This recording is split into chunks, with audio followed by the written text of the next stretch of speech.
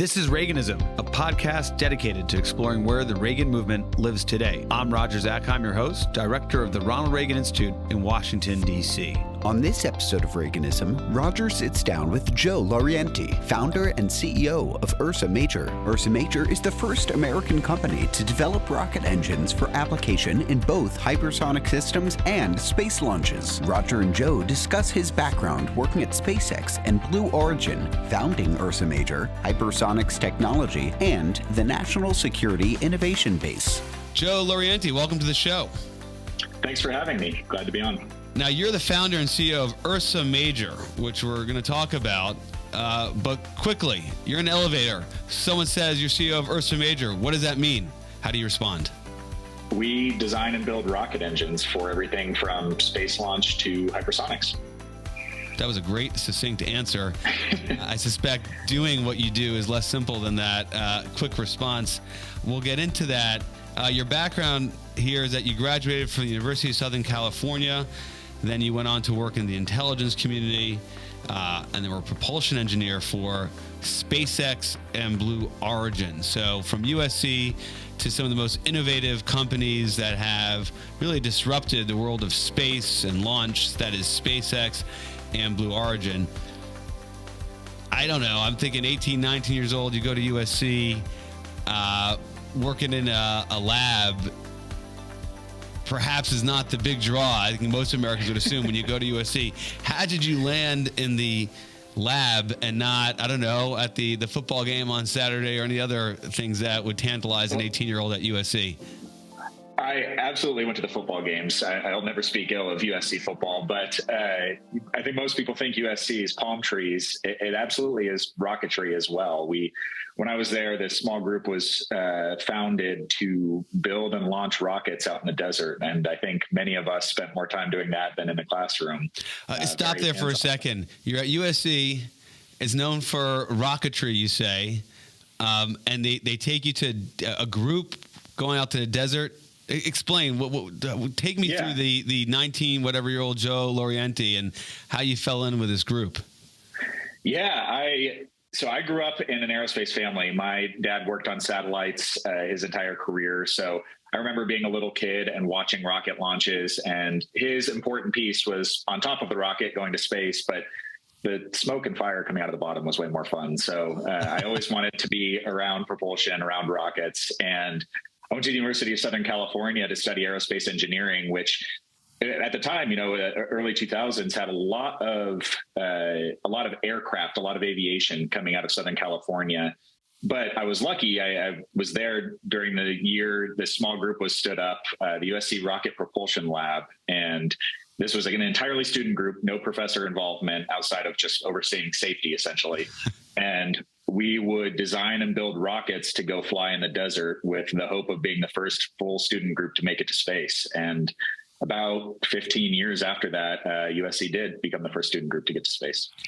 What does that mean, the first student group to go into space? And they did it, you just said, 15 years after you started. How close did you guys get?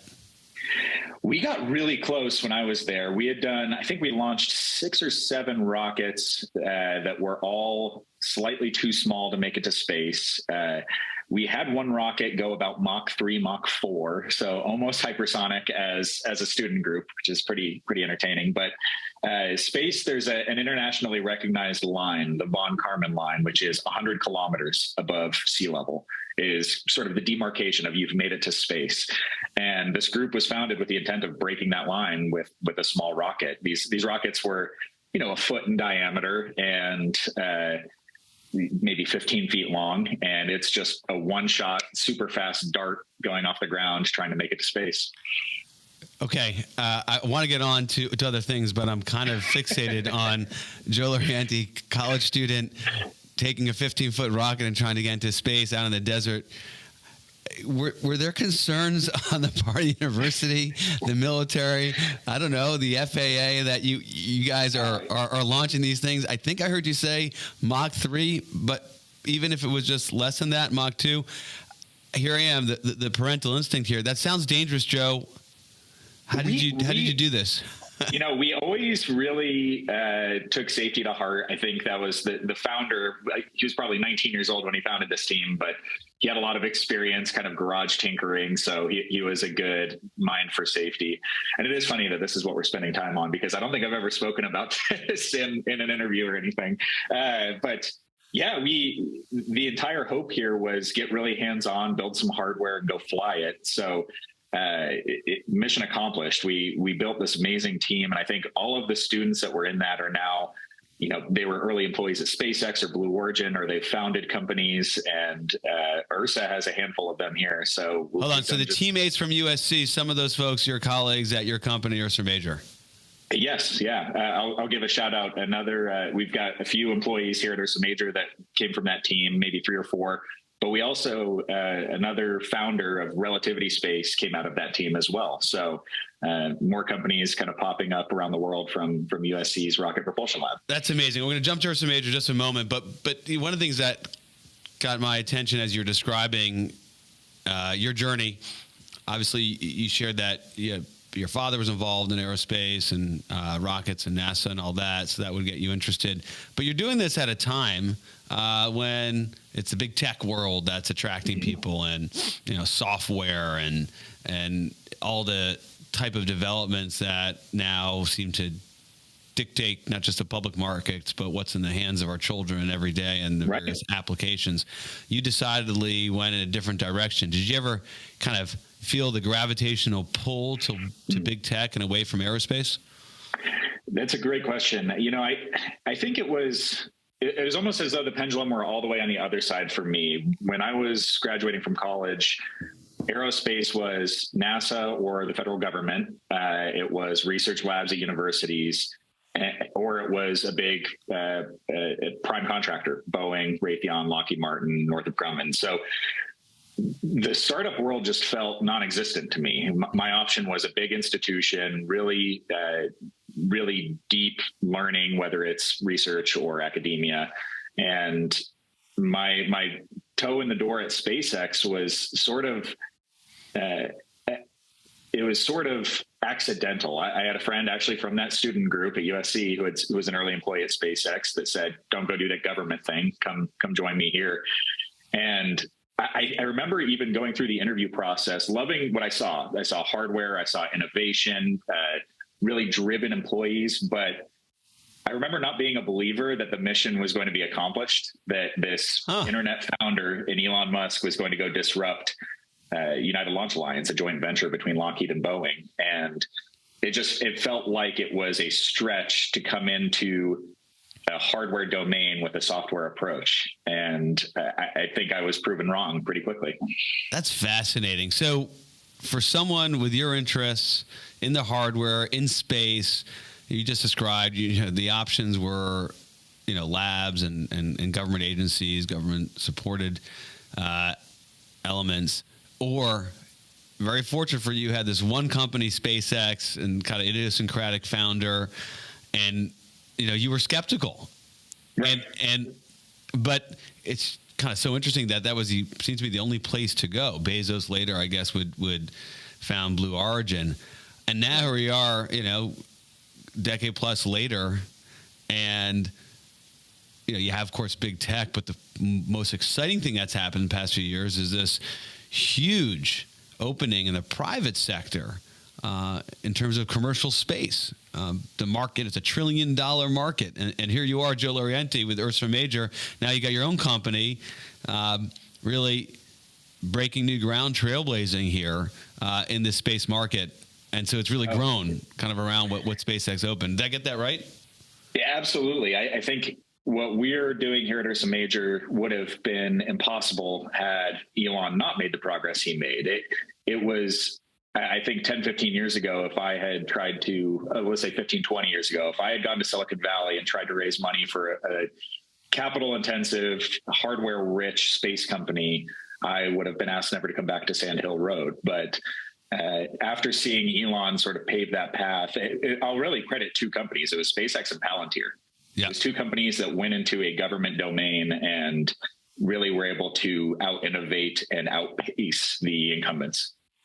Just give us a feel for young Joe Laurienti in SpaceX, not proven, not kind of established right now in the sense everybody looks at SpaceX and says, oh, of course. Right. Of course, that booster, can kind of land that booster back, and reuse it. I mean, these are things that we've gotten used to see on social media, but, kind of seemed like harebrained and crazy not too long ago. What was that environment like where you have this huge personality founder and all these young emerging engineers who kind of have a sense of where they want to go, but it's not a path that's been established? Yeah, I'll set the backdrop with really the environment around SpaceX at the time. This was when Senator McCain was kicking down doors on Capitol Hill that the U.S. should not be buying Russian rocket engines. We didn't have an industrial base that suited the needs of U.S. space launch. And Joe, just pause there. Obviously, McCain was pivotal, but explain to our viewers and listeners what the rocket market was or was not, and why you had this kind of joint venture and reliance on Russia to get to space. Just kind of outline that for a moment, then give us the environment at SpaceX. Yeah, we can go all the way back to the Cold War. Prior to 2-3 years ago, that recently, the majority of rocket launches happened during the Cold War, this sort of standoff between the Soviet Union and the U.S. for space supremacy. And that really declined after the end of the Cold War. There was mutual collaboration. We've heard about the Soviet or the Russian space agency launching U.S. astronauts to the space station, the international cooperation of the ISS, the International Space Station. But really what came after that was this decline of access to space. Things got more expensive. And the U.S. tried to combat that with a joint venture between Lockheed Martin and Boeing. They were the two largest space launchers. They each had their own rocket system in the 1990s. They created this joint venture in the early 2000s, but what it did was create really reliable access to space. The U.S. could launch satellites whenever they needed. We could get national security payloads, commercial payloads to space, but there was one player in the U.S. and costs skyrocketed. So SpaceX was really created and funded as a means to decrease costs by 10x to get to space, and they've absolutely they've reached that pinnacle of reliable access at a really low cost point. Amazing. Okay, so you gather this experience, and you move on to, Blue Origin, but of course that not only did they bring down the cost point, right? It was reliance on Russia, which in the years that followed became, from a geopolitical and security standpoint, less and less appealing. Absolutely. You're seeing all this, and then you get this idea to found Ursa Major. Tell us about that. Right. I don't think I was the inevitable founder. I enjoyed the small, scrappy entrepreneurial nature of these companies, probably all the way back to that rocket group in my undergraduate years. But I think Ursa Major was the result of an angsty engineer who wanted to see better technology, and the model around us of, either these prime contractors that were buying Russian rocket engines, or SpaceX, Elon has to go do everything himself, and you have to be a billionaire founder. I wanted to evolve that to the next level of let's take a technology approach and outcompete everyone else in the market. I think go ahead. No, I was just going to say that seems like the harder path, right? You don't have the government business, and you don't have the unicorn billionaire, founder, whether it's Peter Thiel or Musk or any of these other folks. I mean, you're just saying you're kind of investing in your idea and thinking come up with something that's better, more efficient, and hoping that others will buy into it. Yeah, it was really a confluence of a few things. The first is the point I mentioned, that investors had seen Elon become lightly successful at SpaceX. So it was clear that there was a business path here. It wasn't just a shot in the dark.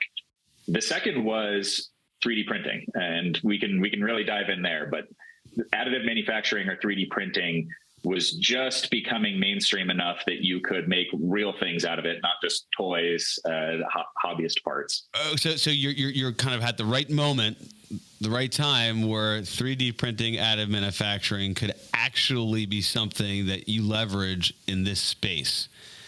Explain just for a moment, the 3D printing additive manufacturing isn't something you have in like high school. What you're doing here and what's involved, or maybe it is. Explain how you're leveraging 3D printing and additive manufacturing. Yeah. In the mid 2000s, let's say 2010, 3D printers started to come to market that were made to 3D print metal, and this really changed manufacturing for costly industries like aerospace, where you could quickly iterate on parts. You didn't need a lot of tooling, fixed tooling or infrastructure. And you could design and create components that outperformed their legacy parts because you had the design freedom to 3D print anything. So really that coming to market around the time that the aerospace industry was being seen as a viable marketplace completely changed our approach, or enabled our approach, really. What did a 3D printer for the type of thing you were seeking to do cost back at that time? Was that your big cost? Yes, big cost both in capital and time. There are a number of manufacturers of 3D printers now, and it's $1 million to $2 million per 3D printer typically. But the time involved to qualify and ensure that the 3D printer that you're interacting with does what you want it to do is the more costly aspect. All right. So you're founding Ursa Major. You have 3D printer, additive manufacturing. You have this idea. You kind of legacy of SpaceX and all that. You go to the investors and say, okay, what are you going to call this company? You're coming out of SpaceX or Blue Origin, and you say Ursa Major. Yeah, it's the constellation that is the Big Dipper. It means the Great Bear, and I knew I wanted a space-themed name. I didn't have any ties. I wasn't going to call the company. We kind of joked that it was going to be Space Z instead of SpaceX, but really it was, we wanted something space-themed. Look to the stars. Right. I mean, you're quite successful, so obviously it worked. In preparing for this, I said, well, why go for the bear in the constellation? There is an eagle constellation, Aquila. Did you consider Aquila? That's kind of more American. The bear, was it a play on Russia? You're poking the bear. California. We get the question of, was it the California? Oh, California. We're a Colorado company, and I don't think there's a pine tree constellation. Aquila would have been great, though. That's a recommendation for our next engine name, maybe. That's good. Hey, I want credit for that. It happened here on the Reaganism podcast, Joe. And you name your engines as well, I saw. There's two. Maybe describe what you're doing, and then we'll talk a little about hypersonics. But you have Hadley and Ripley. Right. We knew we wanted to differentiate, not just have a part number. We didn't just want engine 1, engine 2, engine 3. So we, early on in the company, selected sci-fi names as the names of our engines. So Hadley is from a Ray Bradbury short story called The Veldt, and Ripley is from the movie Alien. And how are they doing? What are the reviews of your engines? Everything is looking great so far. The Hadley engine is now in production, which with 3D printing is a very different environment. We 3D print all of the primary parts on these engines. So a production line looks very different than an automotive production line, where you've got welding and machining kind of in situ. With 3D printing, we can stockpile an inventory of these parts and hand assemble engines. It's very much kind of a Rust Belt Americana assembly line, where we have highly trained professionals assembling rocket engines every day. And then Ripley is just coming to market next year, so we're really excited about that. That's a smaller one, correct? Ripley's the larger one. The largest, excuse me, okay. It's about 10 times the size of Hadley, and it's coming to market next year. We went through a redesign effort because we saw the market trending more toward reliability. The market in the early days of new space, 10 years ago, was willing to take a lot of risk, and we've been able to drive down cost of hardware without taking on risk in recent years. So we designed our Ripley engine to be a bit more powerful, but also to be able to launch national security assets in a really low risk manner. Okay, let's talk about this for a second, because your engines are doing, at least to me, jump out, two reasons. They cost a lot less. Maybe you can kind of put a finer point on that for us, what you're doing on the cost side. And then on the capability side, you're also doing things, well, they're just more capable. And we're going to maybe talk about hypersonics. I mean, these are powerful engines you're building. You've really migrated from the deserts outside USC to, I don't know what you call it, whatever you're in the valleys of Colorado. But explain to us the great appeal and the disruption that Ursa Major is carrying out right now in space, both on cost and in capability, or something else. Maybe I'm missing it.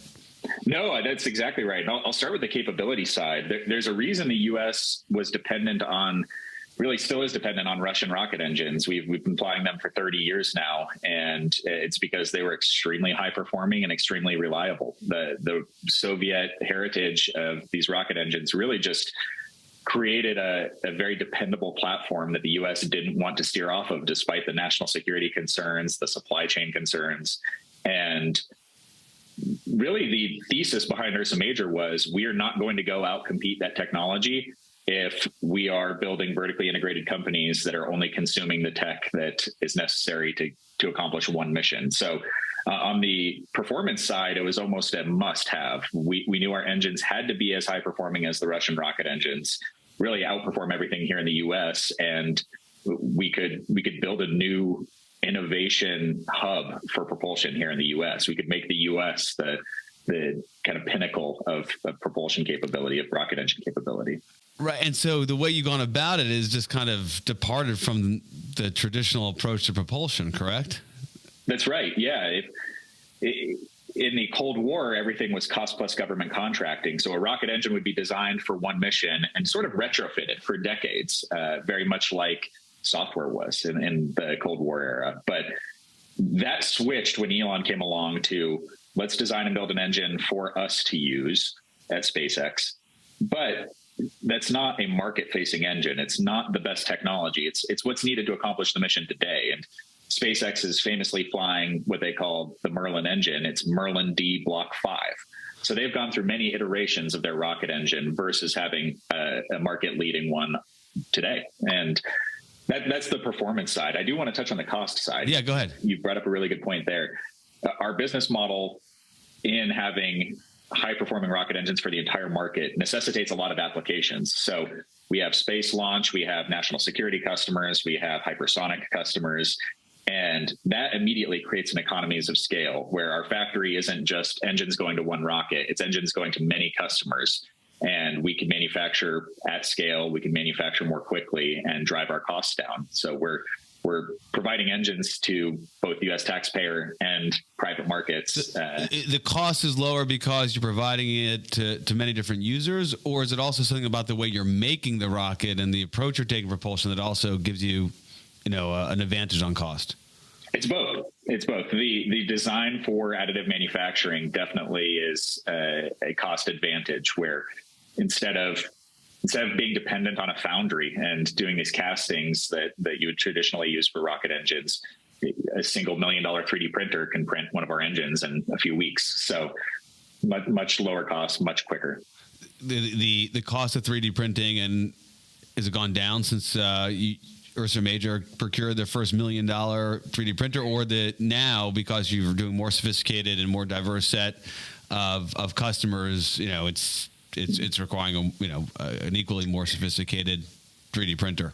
The printer prices have been pretty stable, but we have done a really good job of building out a supply chain of what you use to 3D print is a powdered metal. So right. You have to have the providers of these powdered alloys, and we've developed partnerships. We've developed a deep supply chain where we can drive down the raw material costs.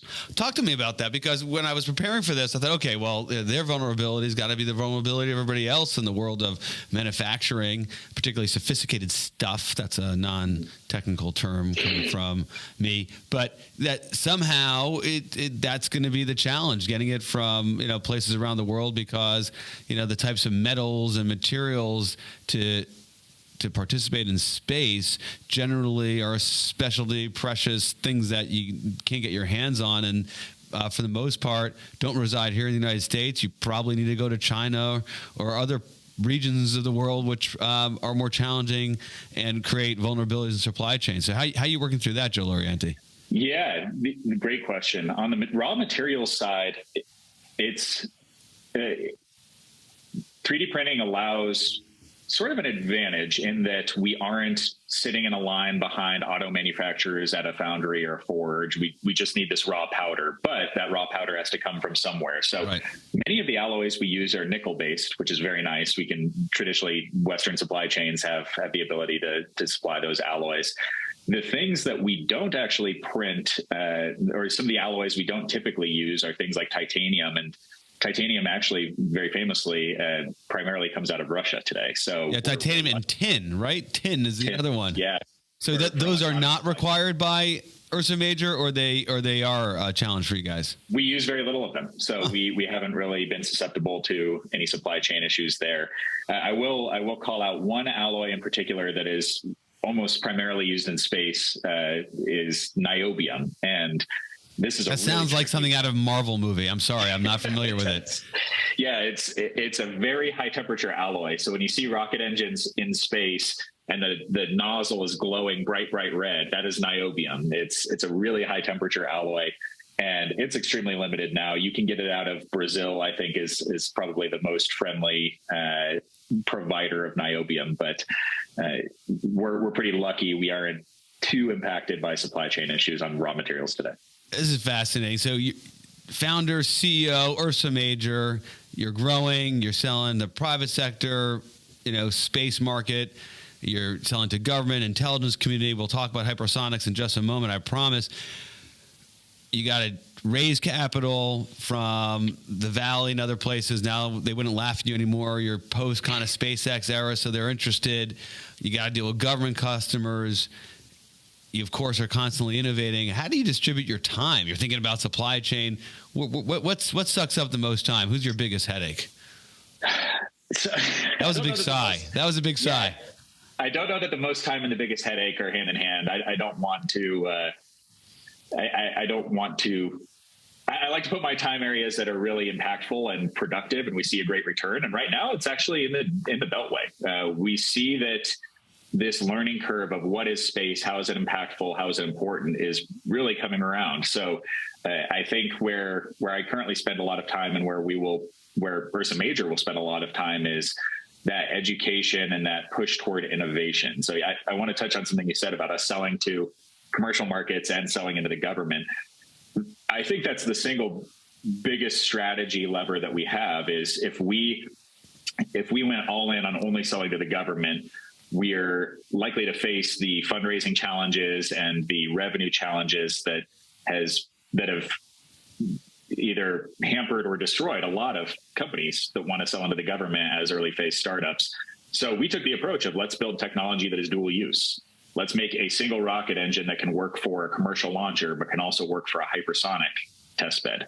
And that's really proven successful for us. And it's helped us to get a little bit of share of voice where we can explain why space is important, why hypersonics are important. And I think we'll continue to spend a lot of time there.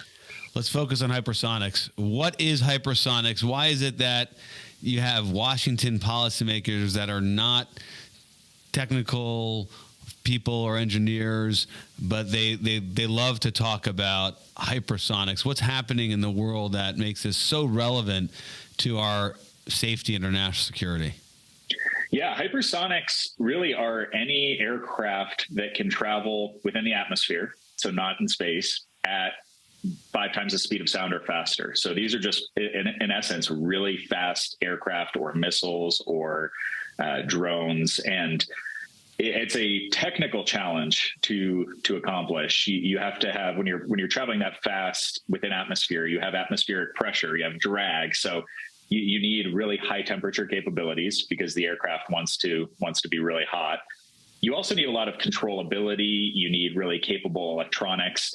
You can imagine, when you're flying in an airplane, if you've got your cell phone on, even though you're not supposed to, it's not going to have service. It's not because you're 35,000 feet above the ground. It's because you're traveling so quickly. So the electronics and communication side of hypersonics are a huge challenge. But why this is important today is it's so bleeding edge. It's obviously an investment area for nations with offensive and defensive capability. So we are seeing Russia and China specifically invest heavily in hypersonics as a new means of deterrent or standoff, or what we've seen here in Ukraine is simply a quick strike capability.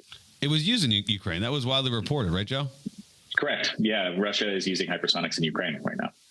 And that's indefensible. I mean, nothing, I mean, Correct. Certainly Ukraine, but even the United States, limited, if any, ability to defend against something coming at you Mach 5, right?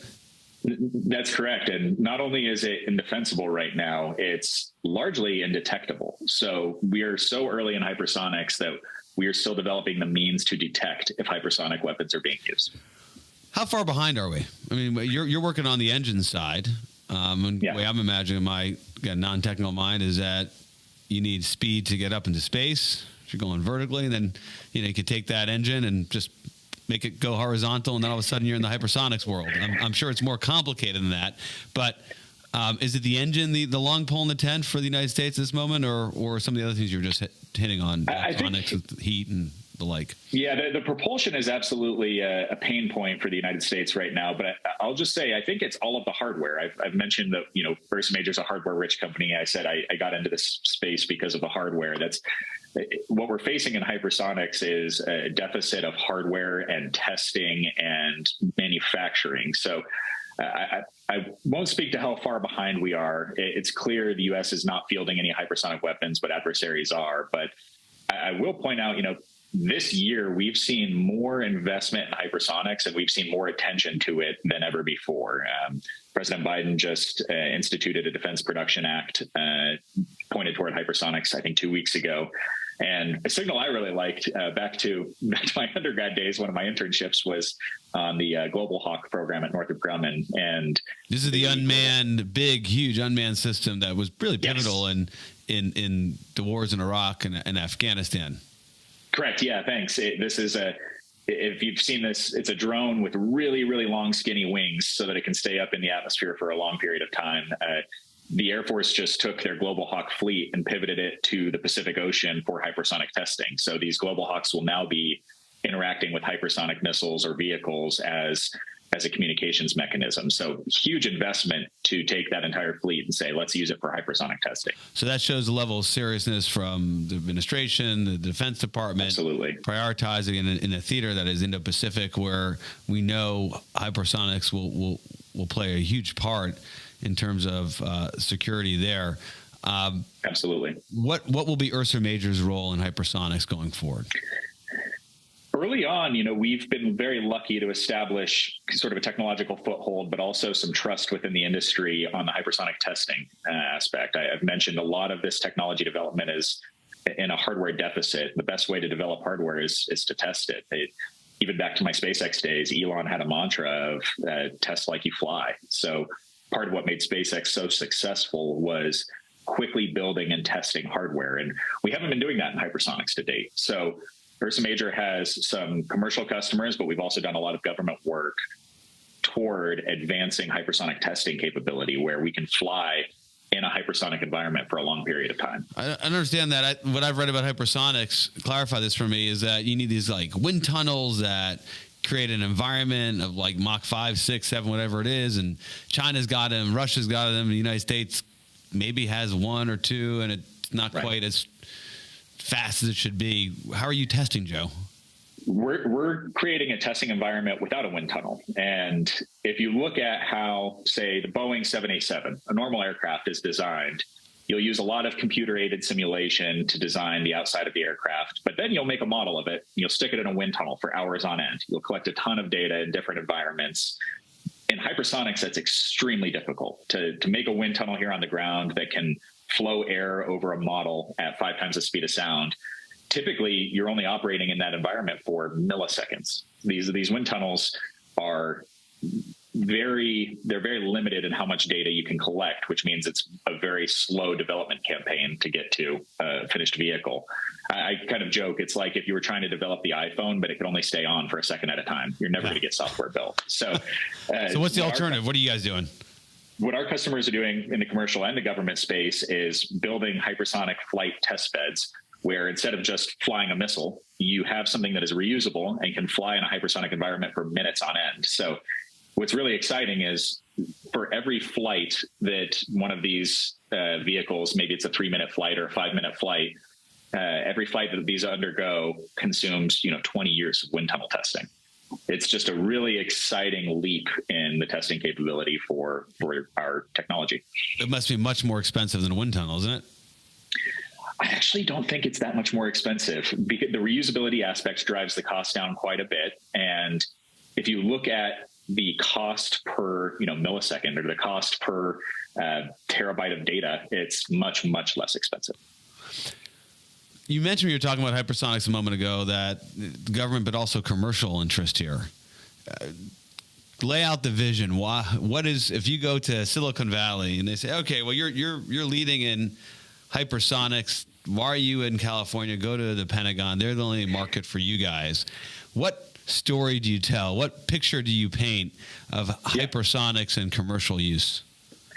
Hypersonics are just early. So you're right. Today you should be looking at the Pentagon if you're working in hypersonics. But much like if you were working on a point-to-point internet in the 1970s, 1960s, you were working with the Pentagon. So it's just early. But the future of hypersonics in the commercial space looks like extremely fast transportation. It's DC to London in less than an hour. Come on. Versus that's the future here. But you talk about future. I mean, this is like century plus out, or you could see people getting on a plane that's traveling at Mach 5, and someone's serving you your latte while you're going Mach 5 to London. Oh, they won't even have time to get the drink card out. It'll be a really quick flight. But I don't think it's a century. I think it's toward the end of this decade, early next decade is when we'll start to see that capability really unfold. But the next 10 years are going to be they're going to be unmanned. It'll be unpiloted aircraft. It'll be drones. So we're in the early days of that technology development, and that's the path it's on, though. And Joe, Ursa Major's engines. Whether Hadley, Ripley, or Aquila, perhaps. They'll have a place. I mean, your goal is to supply those engines for, in the future, commercial flight. Absolutely. Hypersonic speeds.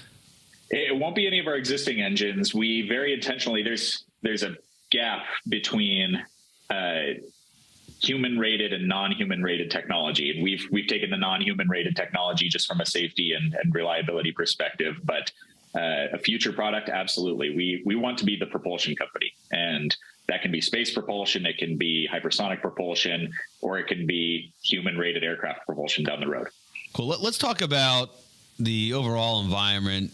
You, Joe Laurienti, founder, CEO of Ursa Major, and others like you find yourself in, which within the Beltway they call the national security innovation base. And that's this generation of innovators disrupting with disruptive technologies that we all know are going to be critical to our national security, whether it's artificial intelligence, robotics, quantum, or what we're talking about here, right? I mean, hypersonics. Yeah. When you recruit and go to the Joe Laurienti of 2022, sitting in a desert outside USC, experimenting with an engine, are they motivated to come work for you? What is the level of interest and motivation to working for a company that is unabashed, not only working in the commercial space, but also the government space and wanting to support our national defense and national security?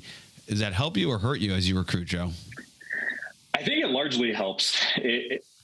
I think it really depends on the environment and the individual. But what we've seen is the world is coming around to how critical space is for national security and sovereignty. What we've seen here at Ursa Major is Russia's invasion of Ukraine has driven every nation toward building a sovereign space capability. So when we speak with these young recruits, I think they really get excited about that. We are enabling the future of either national security or national initiatives with Western democracies. That's really exciting. I think where we are really looking to advance some messaging is, why is space a public domain or a national security domain and something that is really important to commercial markets? And what I'll really point out here is for the one SpaceX we've created here in the US, we have some other great defense companies. We have some up and coming space companies. China is investing in another 10 SpaceXs that they are trying to build domestically. And these are all state sponsored. So we as a private company have to really push our technology into the hands of the end user as quickly as possible. And we have to make sure we don't stop beating the drum of why is space really critical and really important, not just to the commercial markets, but national security. In the national security world, we have our Space Force now. There seems to be recognition, all of kind of government and national security stakeholders, that what you are doing at Ursa Major is important. That's my going in assumption in speaking with you. But seems to be that there's an element within government. I don't know if it's the acquisition officials, the people who are buying, or the old processes, the classic government bureaucracy and the challenges there that, are challenging you. Where do you find, the big challenge as you penetrate the government space and national security space? It's absolutely challenging. I think you've probably had on your podcast many people that have talked about acquisition reform for technologies into the Department of Defense or civil space. But what we are really, the model that we will continue to advance is, if we have the best technology, if that technology is winning in a commercial market, it should win in the defense market as well. And that hasn't always historically been the case, but we're seeing a lot of change that suggests this is understood. And I think it's not necessarily a changing of the guard. It's just an increase of number of companies like Ursa Major that are developing great technology and becoming more and more competitive. Joe, what do you want to see? What will we see that kind of will be that moment you're like, okay, we've crossed that Rubicon. We've overcome that hurdle. They get it now. What is it? Is it a big contract? Is it a certain type of practice that you're going through right now, which you're like, this is so dumb, but because they're just stuck in their old ways, I have to do this. What is the indicator, the lead indicator for you that, okay, we are not only get it intellectually, but in practice, our government, our Department of Defense, is acting in a fashion that shows they get it? I think we're starting to see that. I think SpaceX really has advanced the understanding of space and the understanding of risk tolerance, and go blow up rockets because that helps you create a safer rocket for when you have people on top of it down the road. But I think what we will need to see in the industry next is companies with a new model, companies like Ursa Major, companies like Anduril, companies like Relativity, winning larger and larger national security contracts with commercialized technology. And we're in the early days of that, but I think just seeing those names be in the room, seeing those names be around the table will go a long way. Joe, are you optimistic that the United States will lead in hypersonics? I am. Why?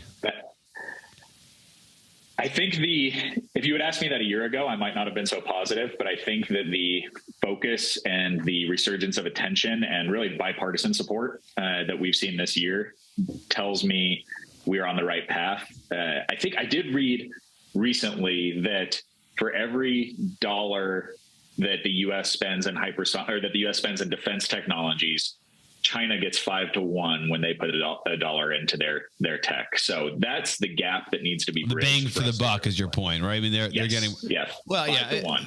Longer conversation. I would probably make some arguments against that because we count the dollars we spend on our people. Right. They don't, but nevertheless, we need to get more bang for the buck. Inflation isn't helping though. It's not. And I think, to me, that's just a learning curve gap. If there is a 5 to 1 bang for our buck in technology development in the defense sphere, I think that the U.S. can catch up with more shots on goal, more innovative technology.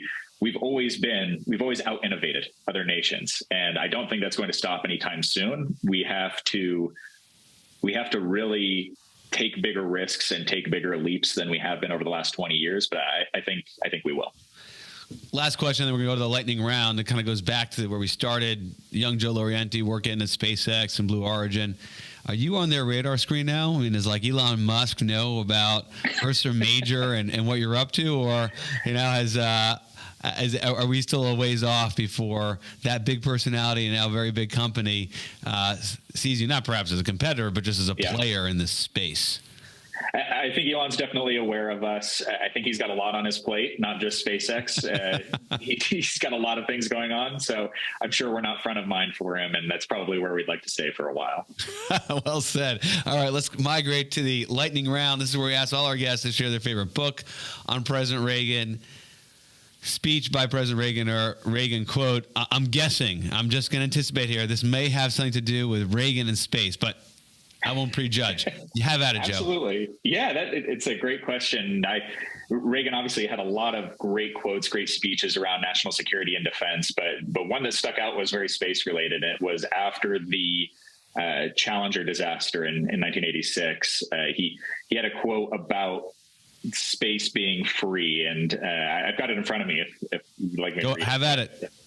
He said, "I've always had great faith and respect for our space program, and what happened today does nothing to diminish it. We don't hide our space program. We don't keep secrets and cover things up. We do it all up front and in public. That's the way freedom is, and we wouldn't change it for a minute. We will continue on our quest in space. There will be more shuttle flights and more shuttle crews, and yes, more volunteers, more civilians, more teachers in space. Nothing ends here. Our hopes and our journeys continue."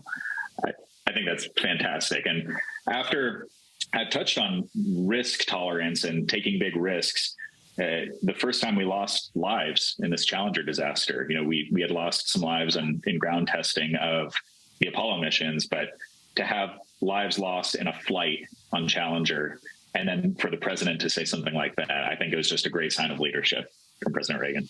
That's a good one. I remember in grade school watching that launch, and then watching the president speak afterwards. Really kind of good history behind that in terms of the speech and President Reagan's words. But they, definitely still should inspire and drive us today. Strategic Defense Initiative, that's not coming up at all. The SDI program. I think Star that Wars? was my number two. The Star Wars. This one just really, I think it encapsulated what space is for many of us, and it's hopeful. It's looking forward. And after a disaster, to come out and say something that's so inspiring, I think that just encapsulates everything that space is about. Joe Laurienti, thank you so much for being on the show. Great conversation. Thanks so much for having me. We hope you enjoyed this episode of Reaganism. New episodes premiere weekly every Monday on YouTube and all podcast streaming platforms. If you like this episode, be sure to let us know and share with a friend.